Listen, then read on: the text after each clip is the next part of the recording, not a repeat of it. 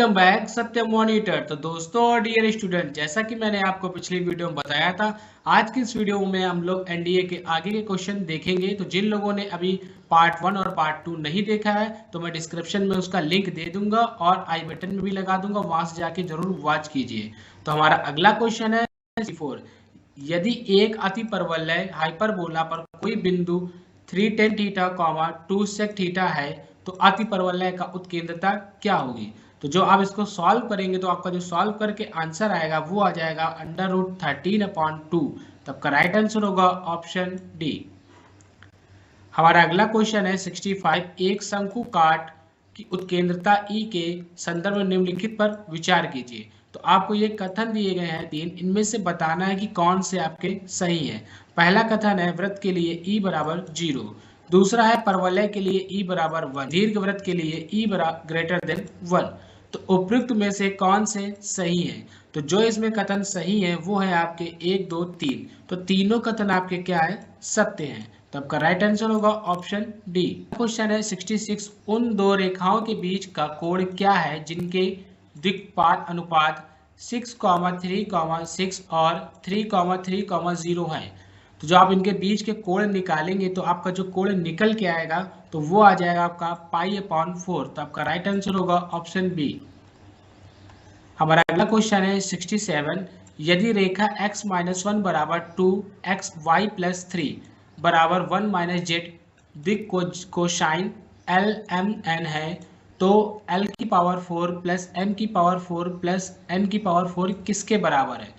तो जब आप इसको सॉल्व करके इसका मान निकालेंगे तो जो आपका मान निकल के आएगा वो आ जाएगा आपका 4। तो आपका राइट आंसर होगा ऑप्शन डी। हमारा अगला क्वेश्चन है 68। y अक्ष पर a 1,7, -5 और b -3, 4, -2 को जोड़ने वाले रेखाखंड का प्रक्षेप क्या है।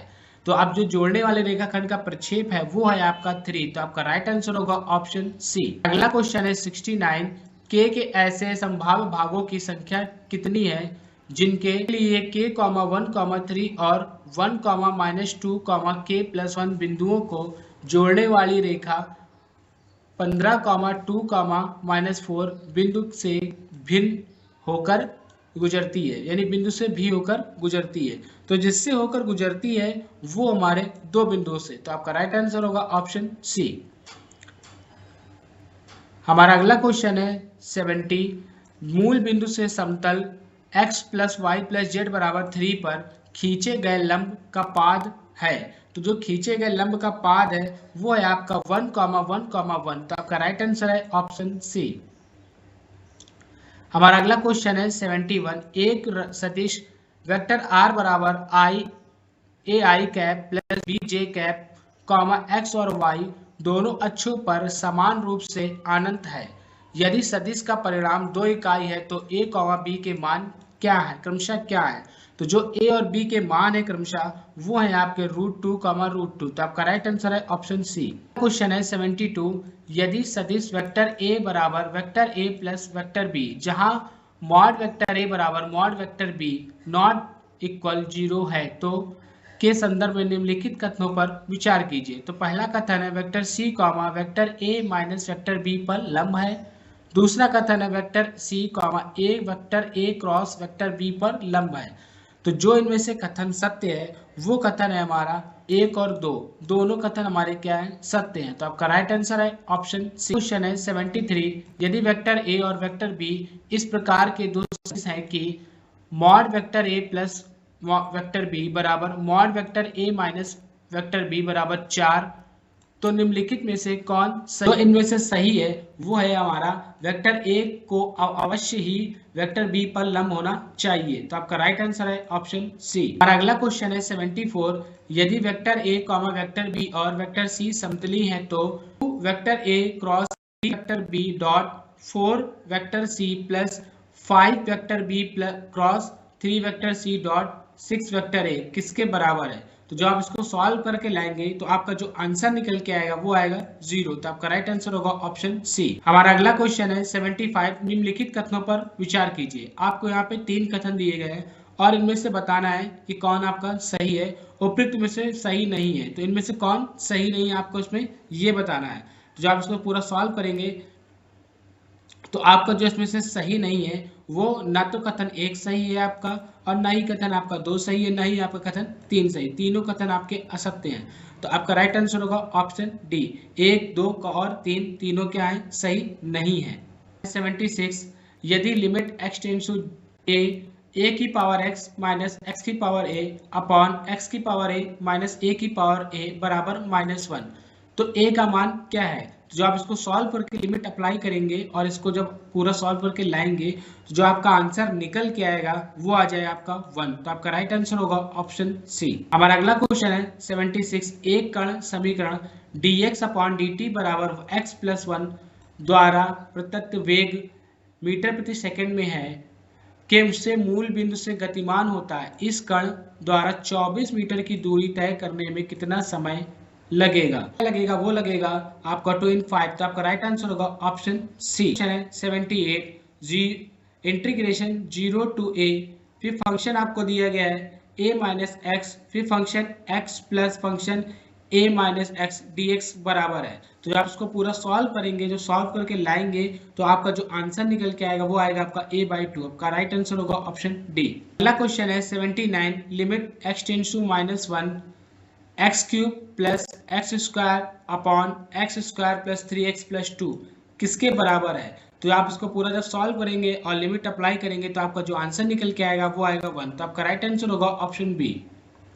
हमारा अगला क्वेश्चन है यदि 0 टू a इंटीग्रेशन में 0 to a function f(x) plus function -x dx बराबर -a to a gx dx, तो gx किसके बराबर है। तो आप जब इसको पूरा सॉल्व करेंगे तो आपको जो सॉल्व करके जो आंसर निकल के आएगा वो आ जाएगा आपका fx।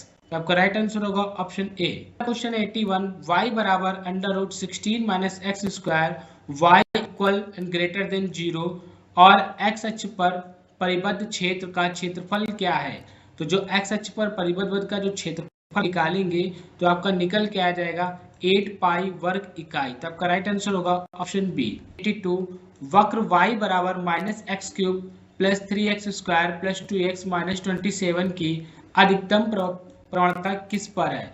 तो अधिकतम जो प्रवणता जिस पर है वो है हमारा x बराबर 1 पर। तो आपका राइट आंसर होगा ऑप्शन सी।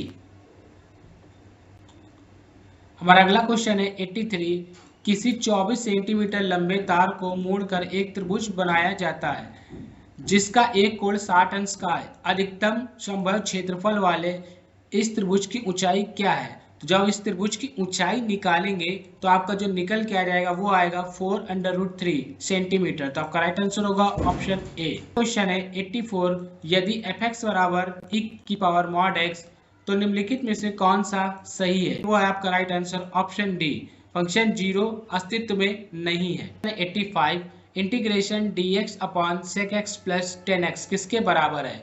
तो जब आप इसको पूरा सॉल्व करेंगे तो आपको सॉल्व करके जो आंसर निकल के आएगा वो आ जाएगा integration mod sec x plus 10x minus integration sec x plus c।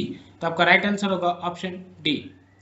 हमारा अगला क्वेश्चन है 86, integration dx upon sec square 10 inverse x किसके बराबर है। तो आपका जिसके बराबर है वो है आपका 10 इनवर्स x प्लस c के बराबर है। तो आपका राइट आंसर होगा ऑप्शन बी। हमारा अगला क्वेश्चन है 87, यदि x प्लस y बराबर 20 और p बराबर xy है तो p का मान अधिकतम क्या है। तो जो p का अधिकतम मान है वो है आपका 100। तो आपका राइट आंसर होगा ऑप्शन ए। 88, x बराबर e पर x के सापेक्ष साइन इन x प्लस कॉस इन x यहाँ पे इंटीग्रेशन x है और इंटीग्रेशन x कॉस x का अवकलज क्या है। तो जो आपका अवकलज है, जब आप इसको पूरा सॉल्व करेंगे तो आप सॉल्व करके जब आंसर इसका निकालेंगे तो आपका आएगा answer cos 1 minus sine 1 upon e। तो आपका राइट आंसर होगा ऑप्शन ए। अगला क्वेश्चन है 89, यदि x बराबर e की पावर t cos t और y बराबर e की पावर t sin t तो t बराबर 0 पर dx अपॉन dy किसके बराबर है। तो t बराबर जब 0 पर dx अपॉन dy का जब आप मान निकालेंगे तो आपका निकल के आएगा 1। तो आपका राइट आंसर होगा ऑप्शन बी। हमारा लास्ट क्वेश्चन है 90, sin 2x dot cos 2x का अधिकतम मान क्या है। तो जो आपका इसका अधिकतम मान निकल के आएगा वो आ जाएगा आपका ऑप्शन ए 1/2। तो दोस्तों और डियर स्टूडेंट, आज की इस वीडियो में मैंने आपको पार्ट 3 के 30 क्वेश्चन बता दिए हैं। आई होप आपको ये वीडियो बहुत अच्छी लगी होगी। मिलते हैं इसके नेक्स्ट पार्ट में। नेक्स्ट पार्ट में आपको पूरा कंप्लीट मैथ का बैक पेपर पूरा मिल जाएगा।